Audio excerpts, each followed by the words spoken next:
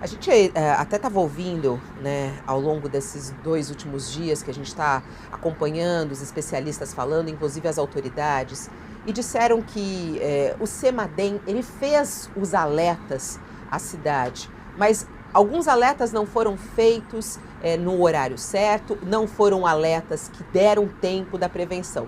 Eu queria saber do senhor, inclusive, os alertas foram feitos no horário certo? Eles foram emitidos à cidade e ao governo do estado, professor?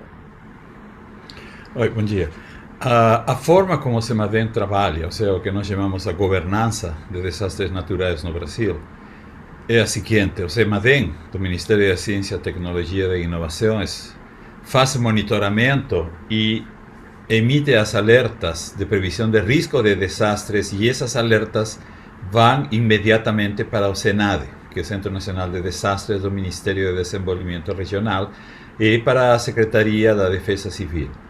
E já compete à Defesa Civil repassar essas alertas para as defesas civis estaduais e municipais, não? Por lo menos, ou seja, nós trabalhamos na parte de pré-desastre, e essas alertas foram emitidas. Lembro de receber aqui no meu celular pelo SMS, já mais ou menos às 3, 4 da tarde, as primeiras alertas para Rio de Janeiro, para Petrópolis, não? Ou seja, as alertas foram emitidas, não? Isso sim podemos afirmar.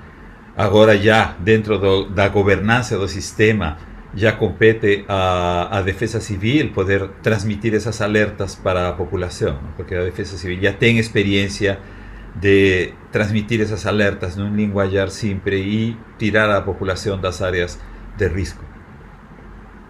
Agora, professor, quando o senhor fala, os alertas foram emitidos, aí, claro, depois do alerta tem toda a ação que precisa ser feita, né?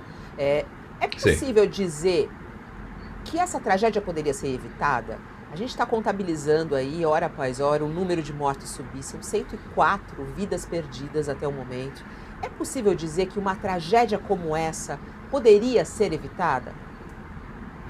Olha, é difícil dizer isso, não? O CEMADEM foi criado justamente como consequência da tragédia de Rio de Janeiro de 2011, não? 960 mortos. Então já tem acontecido eventos ainda mais intensos, como no caso, por exemplo, de Belo Horizonte, na região metropolitana, em janeiro de 2020. Choveu mais que o que choveu na Serra de Rio, mas o número de mortos foi relativamente baixo, foram 57.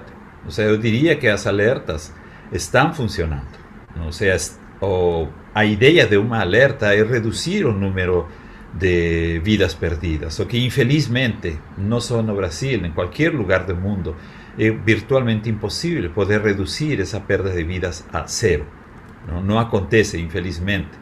Não? Então, o que sim podemos dizer é que existe certo grau de emissão das alertas, mas também a população tem que ter essa percepção que quando escutam uma sirena disparar ou quando a alerta é emitida, a população tem que também escutar e fazer caso e sair daí. Não? Se você está em casa e recebe uma alerta pelo celular, bom, você pode sair de casa, mas se você está dirigindo na rua, por exemplo, não vê o celular e não escuta as sirenas, aí você tem as enxurradas que matam.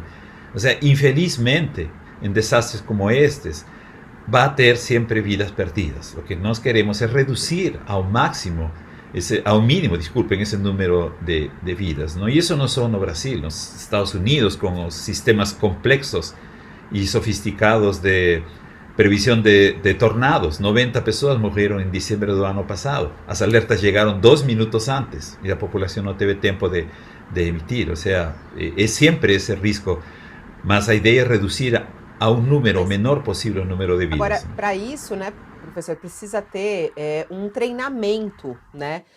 Porque é muito interessante o que o senhor está falando, né? Tem todo um sistema de alerta, o CEMADEM emite primeiro o alerta, vai chover, a prefeitura e a Defesa Civil precisam agir na cidade, soltam as sirenes, os alertas e tem que retirar essas pessoas das casas. E essas pessoas vão para onde?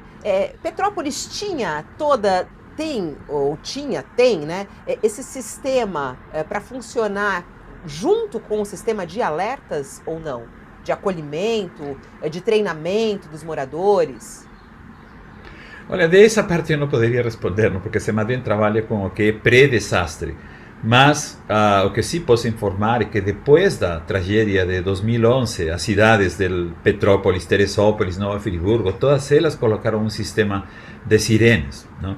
Incluindo muitas casas foram interditadas, casas que depois foram, que a chuva terminou em 2011, foram ocupadas novamente. E o que nós estamos falando aqui é um alerta de risco de desastre, que é diferente de um alerta meteorológico. Um alerta meteorológico você pode falar vai chover, mas nem sempre as chuvas podem gerar um desastre. Para falar de desastre, nós temos que considerar a ameaça que seria o excesso de chuva, a exposição e a vulnerabilidade da população. E essa é a parte complicada, essa é a parte que você não pode fazer previsões, não? E, infelizmente, existem outros problemas que vão além já da ciência de clima, da previsão, para poder reduzir, e aí que entra justamente o papel dos governos federais, estadual e municipal, de poder preparar a população, poder treinar a defesa civil para poder comunicar essas alertas e a população também estar ciente e considerar que um alerta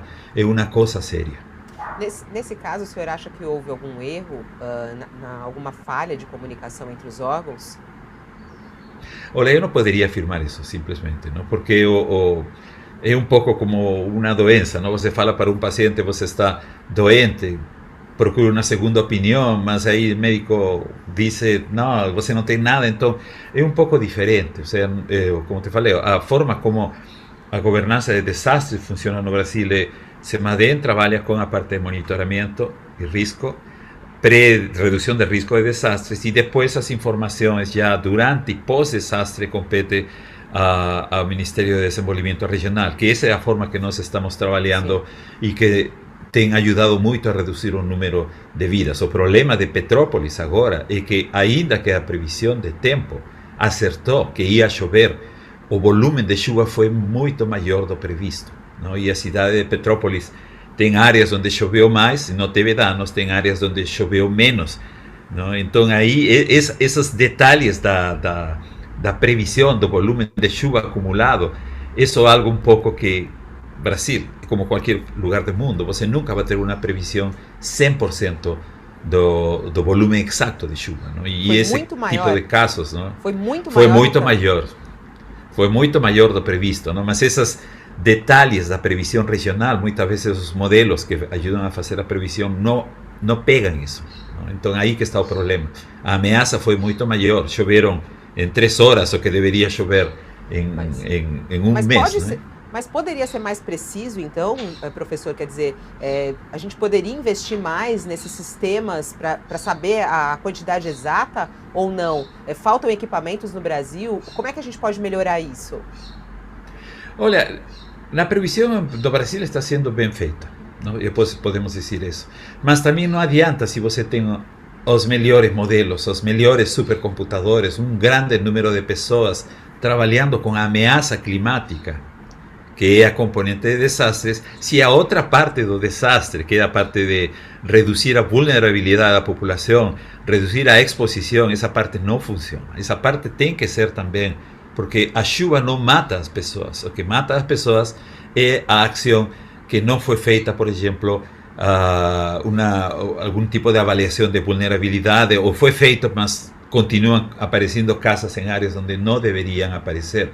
Então você pode melhorar a previsão, mas infelizmente para desastres você precisa também trabalhar o outro lado, que é o lado humano, que já vem a ver com políticas de ocupação de terras e áreas de risco.